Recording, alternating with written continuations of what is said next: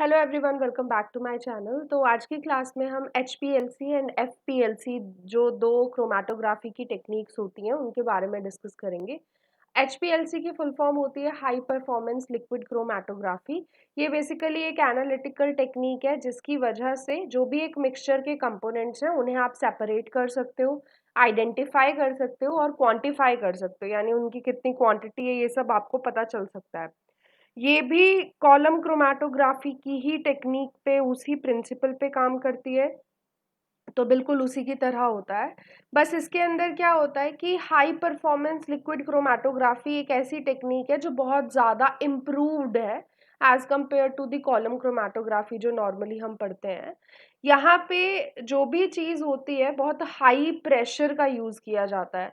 तो बहुत high pressure का यूज़ किया जाएगा, उसकी मदद से जो भी सॉल्वेंट होता है उसे क्या किया जाता है, बेसिकली कॉलम वगैरह के थ्रू पास किया जाता है और तब जाके ये सारा जो भी प्रोसीजर है वो कैरी आउट होता है। प्यूरिफिकेशन यहाँ सेपरेशन कॉलम पे बेस्ड है, तो सेपरेशन करते हैं कॉलम्स की between stationary and mobile phase. तो जो भी स्टेशनरी और मोबाइल फेज होता है उनके बीच में हम जो भी सेपरेशन कॉलम है वो प्लेस्ड होता है और वो सेपरेशन कॉलम जो होता है वो प्यूरिफिकेशन में हेल्प करता है। स्टेशनरी फेज जो यहाँ पे होता है वो जनरली ग्रैन्युलर मटेरियल होता है जिसका यूज़ किया जाता है, और मोबाइल फेज जो होता है वो एक सॉल्वेंट होता है जिसका हम यहाँ यूज़ करते हैं। जैसे बोला मोबाइल फेज मूव करेगा तो एक सॉल्वेंट लिक्विड बेसिकली वो होना चाहिए।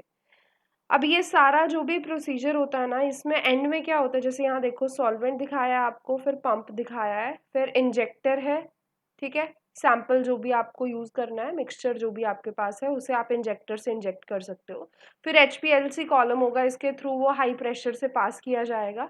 फिर डिटेक्टर के पास सिग्नल जाएगा, डिटेक्टर उसे डिटेक्ट करेगा और जो भी डेटा होगा उसे इस तरीके से लैपटॉप वगैरह में, PC में दिखा देता है, आपको जनरेट कर देता है। और जो भी उससे जो वेस्ट जनरेट होता है वो सारा वेस्ट अलग से सेपरेट कर दिया जाता है। तो pump here is very much required. Pump ही है जो कि बहुत ज़्यादा हाई प्रेशर से उस लिक्विड को फ्लो करने में हेल्प करेगा। तो हाई प्रेशर जनरेशन के लिए पंप की रिक्वायरमेंट होती है। दूसरी चीज़ इंजेक्टर होता है। तो इंजेक्टर जो होता है जो यहाँ पे प्लेस्ड है, ये इंजेक्टर एक सिरिंज की तरह होता है जिससे सैंपल को हम इंट्रोड्यूस करते हैं इस चीज़ के अंदर, HPLC कॉलम वगैरह के अंदर डालने में उसे हेल्प मिलती है हमें।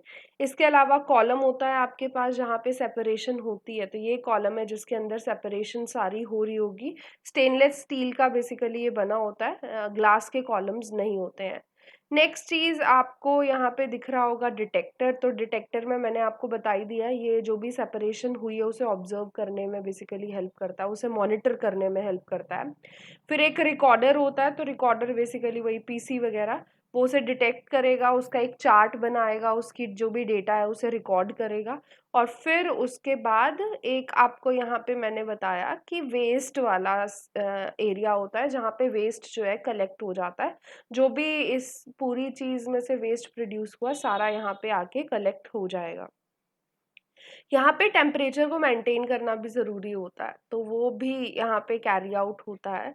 टेम्परेचर मेंटेनेंस वाली चीज़ भी होती है। कहाँ पे ज़्यादातर HPLC की टेक्निक यूज़ होती है, तो ज़्यादातर ड्रग एनालिसिस में होती है। तो जो भी ड्रग्स आप बनाते हो उनको एनालाइज आपने करना है, तो ड्रग एनालिसिस में इसका यूज़ कर सकते हो आप। सिंथेटिक पॉलीमर्स वगैरह हैं आपके पास, उन्हें एनालाइज करना चाहते हो तो उसके लिए भी ये टेक्निक का यूज़ कर सकते हैं। पॉल्यूटेंट्स को एनालाइज करने के लिए भी यूज़ कर सकते हैं एनवायरनमेंट में। इसके अलावा determination of drugs in biological matrices, तो जो भी बायोलॉजिकल चीज़ें हैं उनके अंदर ड्रग्स कितनी है कितनी नहीं, उसे अगर डिटेक्ट करना है तो उसके लिए भी यूज़ कर सकते हो। वाटर प्यूरिफिकेशन के लिए भी यूज़ कर सकते हो। प्रोटीन वगैरह का आयन एक्सचेंज क्रोमेटोग्राफी वगैरह जो होता है ना, वहाँ पे भी यूज़ कर सकते हो इस पूरी टेक्निक का। So we have discussed about HPLC, now let's have a look at FPLC. FPLC is another technique which is known as fast protein liquid chromatography. Fast protein liquid chromatography बोलते हैं इसे, chromatography. अब ये जो technique होती है ये generally इसके अंदर एक पंप होता है, इसके अलावा यूवी डिटेक्टर होता है, एक कंडक्टिविटी मीटर होता है, एक कलेक्टर होता है, ये सारी चीज़ें इसके अंदर होती हैं। इसके अंदर कभी-कभी कॉलम स्विचिंग वाली वॉल्व्स भी होती हैं, तो कॉलम स्विच भी कर सकते हो, आपके पास 2-3 कॉलम्स हैं तो उन्हें स्विच भी कर सकते हो। बफर वगैरह का यूज़ करना होता है यहाँ। इसके अलावा यहाँ पे मीडियम प्रेशर का यूज़ किया जाता है, जैसे एचपीएलसी में मैंने बोला था हाई प्रेशर का यूज़ करते हैं, यहाँ पे मीडियम प्रेशर का यूज़ करते हैं, तो बहुत ज़्यादा प्रेशर अप्लाई आप नहीं करते हो। सैंपल्स को आप मैनुअली भी लोड कर सकते हो इंजेक्शन वगैरह की मदद से, या फिर ऑटोमेटिकली एक सैंपल पंप होता है, वो भी उसे डायरेक्टली मतलब सैंपल को डाल देगा। तो वो आपके ऊपर है कि आप मैनुअली मतलब इंजेक्ट कर रहे हो सैंपल को या सैंपल पंप की हेल्प से। ये एचपीएलसी से किस तरीके से डिफ़र करता है, तो मैंने सबसे पहली चीज़ बताई, यहाँ पे प्रेशर मीडियम होता है, यहाँ पे बहुत हाई प्रेशर का यूज़ नहीं करते। इसके अलावा यहाँ स्टेनलेस स्टील के कंपोनेंट्स यूज़ नहीं होते, यहाँ पे ग्लास और प्लास्टिक के कंपोनेंट्स यूज़ होते हैं।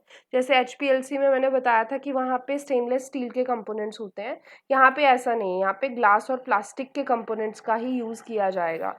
और यहाँ पे जो भी सॉल्वेंट का फ्लो रेट होता है वो थोड़ा ज़्यादा होता है as compared to HPLC. HPLC का थोड़ा सा लो होता है। इसके अलावा इसकी एडवांटेजेस वगैरह की अगर हम बात करते हैं तो रिप्रोड्यूसिबल होता है, इसका जो रिज़ल्ट एक बार आया वैसा ही सेम रिज़ल्ट आपको फिर से मिल जाएगा। इसकी जो भी प्रोग्रामिंग है बहुत सिंपल है, तो बहुत ज़्यादा कन्फ्यूजन नहीं होती, आपको सारी चीज़ें पहले से पता चल जाती हैं कि किस तरीके से होगा।